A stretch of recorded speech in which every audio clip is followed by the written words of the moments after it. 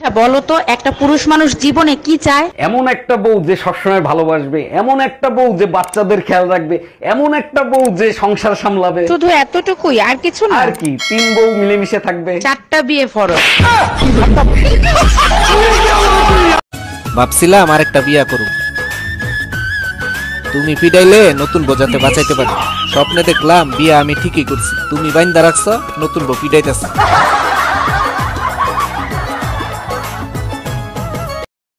ভাল লাগে না এখন আমাকে। হ্যাঁ, বউ ভালো লাগে না? কাকে ভালো লাগে?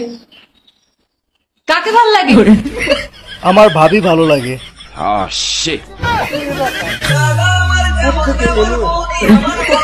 ডাক্তার দেখেন তো ওর কি হয়েছে, রাত্রেবেলা ঘুমের ঘরে আমার নাম ধরে ডাকে। এটা তো খুব ভালো কথা, আপনার নাম ধরে ডাকে, তা সমস্যা কি?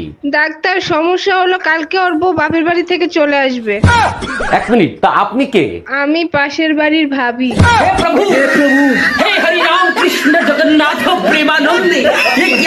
এই কি হয়েছে, সকাল থেকে আমার সাথে কথা বলতেছো না, আমার উপর রাগ করছো নাকি? আরে না, রাগ করি নাই, ঠান্ডায় গলা বসে গেছে তাই কথা বলতে পারছি না। ও আচ্ছা, তাই তো ভাবি আমার রেডিও বন্ধ কেন? আচ্ছা তোমার গলার জন্য কিছু আনবো? একটা হার নিয়ে আইসো, দেখতে যেন সুন্দর লাগে।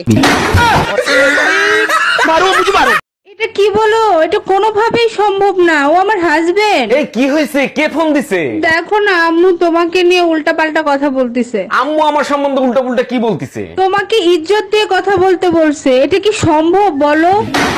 আমি চিৎকার করে কাঁদিতে চাই।